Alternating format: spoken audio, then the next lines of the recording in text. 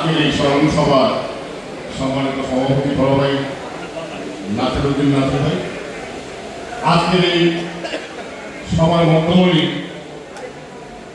একজন বীর মুক্তিযোদ্ধা, যার মনে দাগ কেটেছে যে আমি যখন যুদ্ধ করেছি আমিও তো শহীদ হতে পারতাম।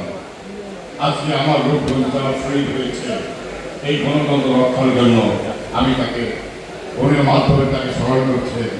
আমি সেই জন্য আমার অন্তর থেকে তারাবাসী সহ তারাবাবু এবং কাঞ্চনপুর সহ শ্রদ্ধামণি ভাইকে আমি শ্রদ্ধা বলে স্মরণ করছি।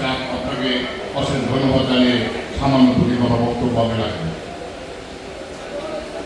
আজকে স্মরণ সভা শহীদ ফারহান ফায়াজ, সোহেল, দুলাল, এরা আমাদের এই রূপগঞ্জের কিছু সন্তান।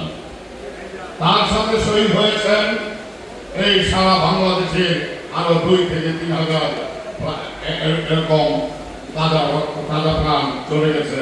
তারা রক্ত দিয়েছে বাংলার রাজপথে এবং উদ্ধার করেছে গণতন্ত্র, উদ্ধার করেছে বৈষম্য বিরোধী বাংলাদেশ থাকবে না।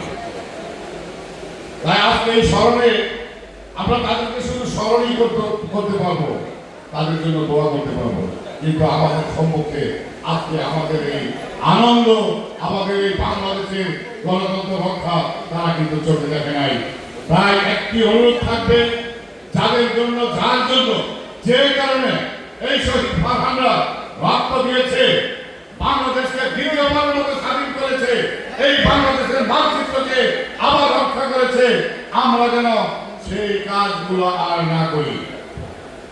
আজকে আমরা যদি সেই আওয়ামী হাওলাদারের মতো ভোট অধিকার হরণ করি, আমরা যদি চাঁদাবাজি করি, আমরা যদি মানুষের রাতের ঘুম হারাম করি, তাহলে আমরা যত চেষ্টাই করি, যত শ্রদ্ধা করে স্মরণ করি, শহীদ ফারহানের ফারহান সহ যারা শহীদ হয়েছেন তাদের আত্মা কিন্তু শান্তি পাবে না।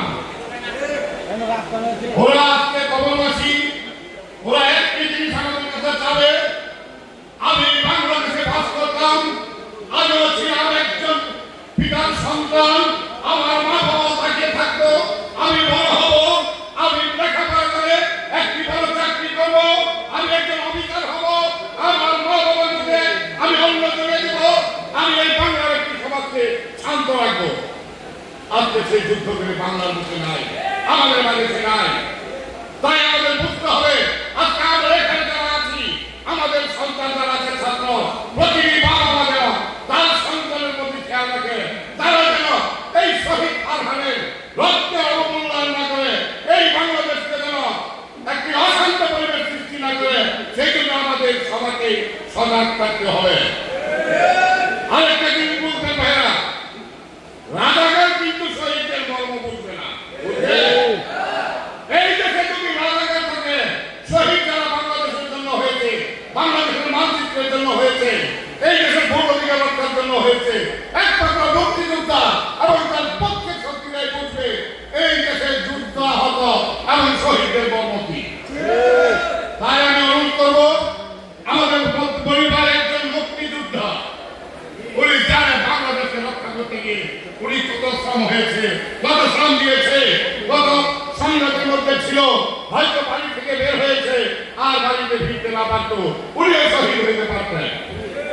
উনি জীবিত আছেন, উনি এই দেশকে ভালোবাসেন, এর একটাই প্রমাণ, আজকে শহীদদের সেই 24 শহীদদের উনি স্মরণ করেছেন। সেই জন্য আমাদের রূপগঞ্জের সকলের পক্ষ থেকে আগামী দিনে এই রূপগঞ্জে যাতে ফারহানের রক্তের দাগ বৃথা না যায়, সেই জন্য মনির ভাইয়ের প্রতি আহ্বান রেখে এবং আমরা যারা আছি, আমরা যেন মনির ভাইকে সহযোগিতা করে ওনাকে এগিয়ে নিয়ে যায়, সে আশা ব্যক্ত করে আমি আমার বক্তব্য শেষ করছি। ধন্যবাদ সবাইকে।